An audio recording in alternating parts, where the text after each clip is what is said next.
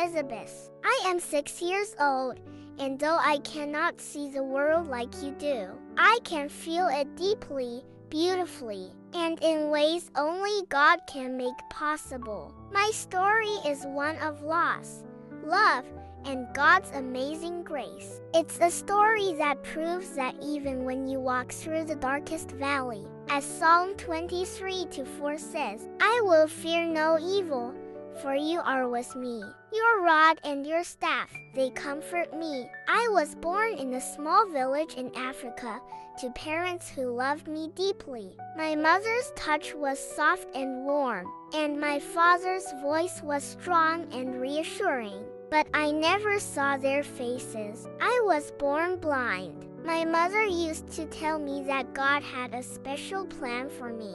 Even though I couldn't see the sunlight or the stars, she would sing me songs about Jesus, about how he heals, provides, and loves unconditionally. But when I was just a baby, something happened. My parents were gone. I survived, but I lost everything: my parents, my home, and any chance of seeing the faces of the people who loved me. It was a time of great darkness, both physically and emotionally. But even then, God's hand was on my life. Psalm 68:5 says, A father to the fatherless, a defender of widows, is God in his holy dwelling.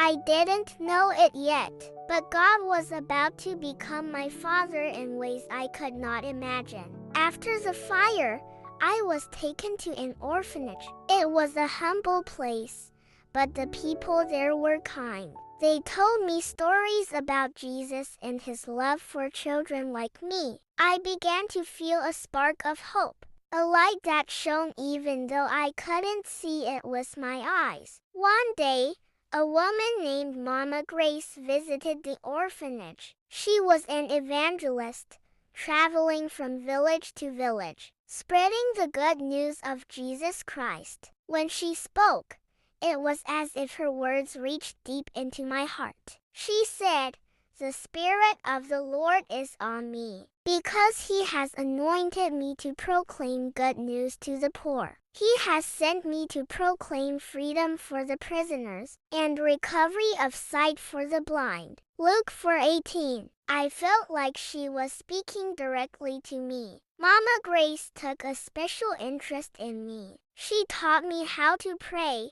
how to listen to God's voice, and how to trust him with my whole heart. She told me that my blindness was not a curse, but a gift that God could use to show his glory. For we live by faith, not by sight. 2 Corinthians 5:7. She would remind me. It was during one of these lessons that I decided to give my life to Jesus. I was only 4 years old, but I knew in my heart that I wanted to serve him. From that day on, my life began to change. At the orphanage, I was given a dog named Jack. Jack was no ordinary dog. He was a gift from God.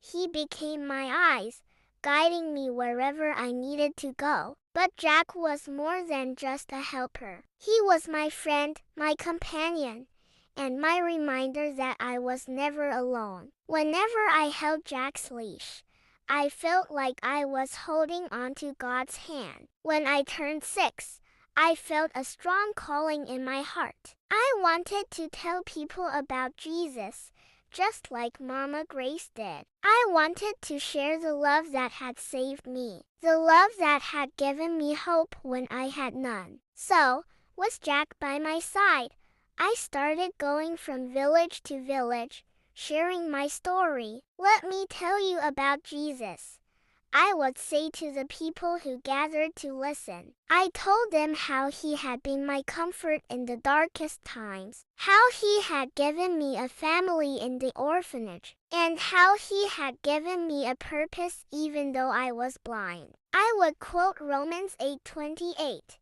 and we know that in all things, God works for the good of those who love him, who have been called according to his purpose. I told them that even though I couldn't see, I could feel God's love in every step I took, in every breeze that touched my face, and in every wag of Jack's tail. One day, I visited a village where people were struggling with drought and hunger. I stood before them, holding Jack's leash tightly, and said, God sees your pain. He sees your tears, and he loves you. I shared the story of Hagar, who called God El Roi, the God who sees, because he saw her in her distress. Genesis 16:13. As